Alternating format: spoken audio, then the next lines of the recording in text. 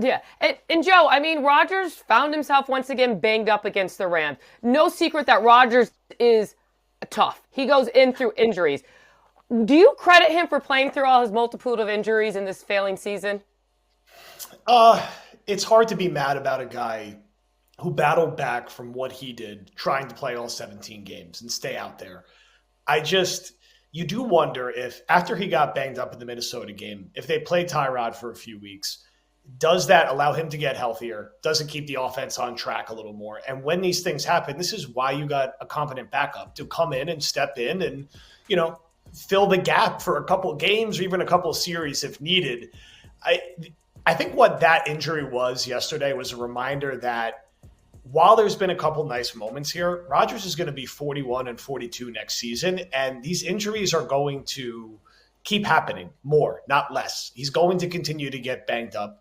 Older players get hurt, and you're really rolling the dice if you're assuming he's going to play 15, 16, 17 games this year. In some ways, the Jets have been lucky that he's done that, but in other ways, you wonder, would they have been better served with him playing like 12 or 13 games? And I don't know. Yesterday's game, I think, left a bad taste in the mouth at certain different times for Jet fans because the Jets at times could feel a little bit like an AAU basketball team where it's like just a bunch of guys trying to like rack up milestones and stats and like nobody really cares about the holistic game plan and trying to win the game overall. Now, they're not exactly the best coach team in the league right now, and you saw some of the clock management yesterday, but it did feel a little forced at times, even with Rodgers playing through the injury and trying to get over the hump for number 500, which, you know, he cares about. I don't know how much Jet fans really care about it. It's not like he's been a Jet his whole life. He's played like 15 games for them.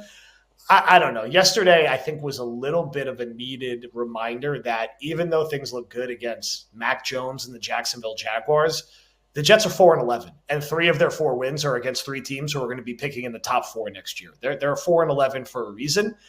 And I kind of have a bad feeling that the Buffalo game is going to be a little bit more of the same. A team that's better than the Rams and has a better defense and is a harder place to play than MetLife. So we'll see. I think Rodgers is going to do everything in his power to play all 17 games. Should that influence the Jets' decision to keep him back, keep him next year? Not necessarily. Leave it to the new general manager, leave it to the new head coach, and hopefully the Jets start playing more for the right reasons than necessarily just personal milestones in these final games.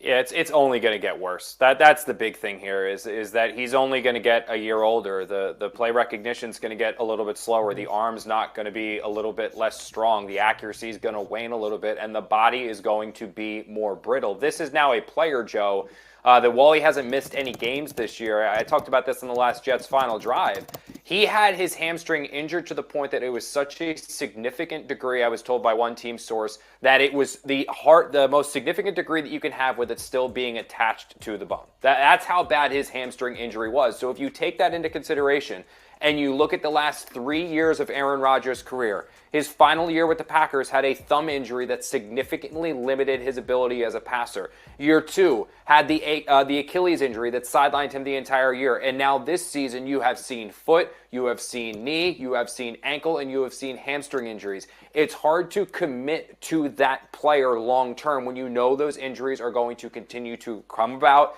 and come about and come about unless you stick with the reliable backup. Because the one thing the Jets will have to do, and it's a discussion they're going to have, if you let Rodgers walk, you do need to replace his production. Yes, you have the questions with the injuries, you've got questions with some of the off-field stuff, you have questions with his relationship with some teammates, but you still need to replace the production that you've gotten, which has still been, in spite of all of this, top 5 in Jets franchise history. So you need to replace that. How are you going to do it? Is Tyrod and a rookie going to do it? Is somebody else in free agency going to do it? I don't necessarily know. So it is a very difficult problem that the Jets face, and I don't think there's a clear-cut answer or clear-cut solution on how to fix it.